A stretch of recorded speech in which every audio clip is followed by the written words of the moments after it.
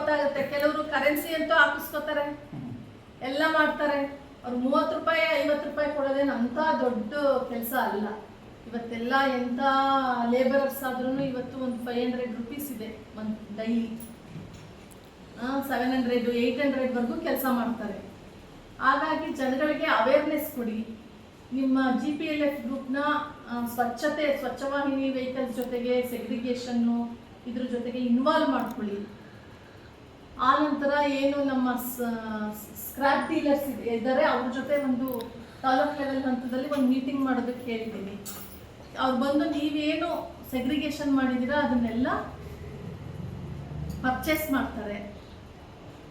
ಒಂದು ಹಂತವಾಗಿ ಹೋಗ್ಬೇಕೇ ಹೊರತು ಫಸ್ಟೇ ನಾವು ಇದರಿಂದ ಮತ್ತೇನೋ ಆಗುತ್ತೆ ಅಂತೆಲ್ಲ ಮೊದಲು ಸರ್ಕಾರನೂ ಕೂಡ ನಿಮ್ಮನ್ನ ಮುಂದೆ ತರಬೇಕು ಅಂತ ಸಾಕಷ್ಟು ಪ್ರಯತ್ನವನ್ನ ಮಾಡ್ತಾ ಇದೆ. ಇದ್ರ ಜೊತೆ ಇನ್ವಾಲ್ವ್ ಮಾಡಿಕೊಂಡ್ರೆ ಇನ್ನೂ ಅನುಕೂಲ ಆಗುತ್ತೆ. ಮತ್ತೆ ದೊಡ್ಡ ಗ್ರಾಮಗಳಲ್ಲಂತೂ ತುಂಬಾ ಅನುಕೂಲ ಆಗುತ್ತೆ. ಸ್ವಲ್ಪ ನೀವು ಅಂಗಡಿ ಮುಂದೆ ಈ ಕಡೆ ಎಲ್ಲ ಹೋದಾಗ ಅವ್ರಿಗೆ ಅವೇರ್ನೆಸ್ ಕೊಡಿ. ಏನು ನಗರಗಳಲ್ಲಿ ಸುತ್ತಮುತ್ತ ನಗರ ಏನು ಕ್ಲೀನ್ ಆಗಿರುತ್ತೋ ಅದೇ ರೀತಿ ಹಳ್ಳಿಗಳಲ್ಲೂ ಕೂಡ ಕ್ಲೀನ್ ಆಗಿರ್ಬೇಕು ಅನ್ನೋದು ಈ GPLF ಗ್ರೂಪ್ಗೆ ಒಂದು ಜವಾಬ್ದಾರಿ ಕೊಟ್ಟು ಈ ಕೆಲಸ ಮಾಡಿಸ್ಬೇಕು, ಅವ್ರಿಗೆ ಟ್ರೈನಿಂಗ್ ಕೊಡಬೇಕು ಅನ್ನೋದು ನಮ್ಮೆಲ್ಲರ ಉದ್ದೇಶ. ಹಂಗಾಗಿ ಇನ್ನು ಮುಂದೆ ನಗರದ ಥರನೇ ಹಳ್ಳಿಗಳು ಕೂಡ ಕ್ಲೀನ್ ಆಗಿರಬೇಕು, ಹೈಜೀನ್ ಇರಬೇಕು ಅನ್ನೋ ಉದ್ದೇಶದಿಂದ ಇಷ್ಟೆಲ್ಲ ಪ್ರಯತ್ನ ಮಾಡ್ತಾ ಇದ್ದೀವಿ. ಸ್ಟಾರ್ಟಿಂಗಲ್ಲಿ ಫೇಲ್ಯೂರ್ಸ್ ಆಗ್ಬೋದು, ಅಂದರೆ ಆಗದೇ ಇರ್ಬೋದು, ಟೈಮ್ ತಗೊಳುತ್ತೆ. ಆ ಟೈಮ್ ಕೊಟ್ಟು ನಾವು ಕೆಲಸ ಮಾಡಬೇಕಾಗುತ್ತೆ. ಅಯ್ಯೋ ಇದಾಗಲ್ಲ ಅನ್ನೋದನ್ನ ಮನಸ್ಥಿತಿ ಬಿಟ್ಟು ಆಗುತ್ತೆ ಅನ್ನೋ ಮನಸ್ಥಿತಿನ ಬೆಳೆಸ್ಕೋಬೇಕು. ನೋಡಿ, ಉಡುಪಿನಲ್ಲಿ ಒಬ್ಬರು ಗ್ರಾಮ ಪಂಚಾಯತಿ ಅಧ್ಯಕ್ಷರು ಬಂದಿದ್ರು ನಮಗೆ ಬೆಂಗಳೂರಿನಲ್ಲಿ ಟ್ರೈನಿಂಗ್ ಕೊಟ್ಟಾಗ. ಯಾರು ಬರಲಿಲ್ಲಂತೆ ವೆಹಿಕಲ್ ಟ್ರೈನಿಂಗ್ ತಗೋಬೇಕು ಅಂತ. ಕೊನೆಗೆ ಗ್ರಾಮ ಪಂಚಾಯತಿ ಅಧ್ಯಕ್ಷರೇ ಅಯ್ಯಮ್ಮ ನಾನೇ ಟ್ರೈನಿಂಗ್ ತಗೊಂಡು ನಾನೇ ವೆಹಿಕಲ್ ಓಡಿಸ್ತೀನಿ ಅಂತ ಹೇಳಿ ಮುಂದೆ ಬಂದಿದ್ದಾರೆ.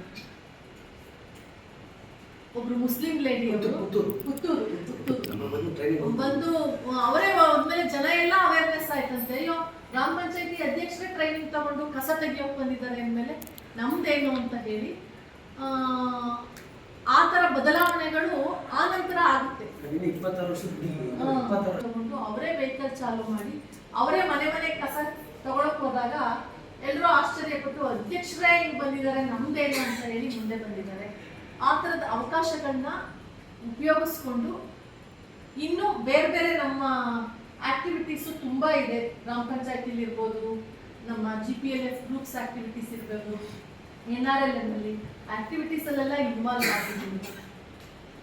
ಆಮೇಲೆ ಆ ಇನ್ವಾಲ್ವ್ ಆಗೋದ್ರ ಮೂಲಕ ನೀವು ಕೂಡ ಸದೃಢರಾಗ್ತೀರಾ.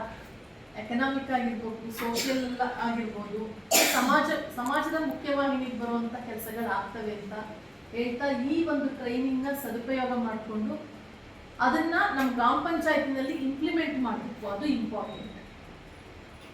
ಬರೀ ನಾವು ಟ್ರೈನಿಂಗ್ ಕೊಟ್ಕೊಂಡು ಕೇಳ್ಕೊಂಡು ಹೋದ್ರೆ ಸಾಕಾಗಲ್ಲ. ಗ್ರಾಮ ಪಂಚಾಯತಿನಲ್ಲಿ ನಮ್ಮ PDOಗಳಿಗೂ ನಾವು ವಿಡಿಯೋ ಕಾನ್ಫರೆನ್ಸಲ್ಲಿ ಆಡಿಯೋ ಕಾನ್ಫರೆನ್ಸಲ್ಲಿ ಹೇಳ್ತಾ ಇರ್ತೀವಿ.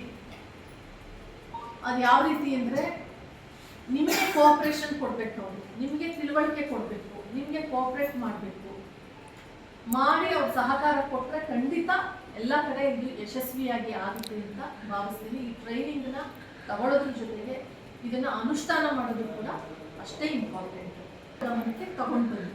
ಇಂಥ ಗ್ರಾಮ ಪಂಚಾಯತಿ PDO ನಮಗೆ ಸಹಕಾರ ನೀಡ್ತಾ ಇಲ್ಲ ಅಂಥವ್ರನ್ನ ಕರೆಸಿ ಮಾತಾಡೋದಕ್ಕೆ ನನಗೆ ಇಷ್ಟು ಹೇಳ್ತಾ ಈ ಒಂದು ಟ್ರೈನಿಂಗ್ನ ಸದುಪಯೋಗಪಡಿಸ್ಕೊಳ್ಳಿ ಅಂತ ಹೇಳ್ತೀನಿ.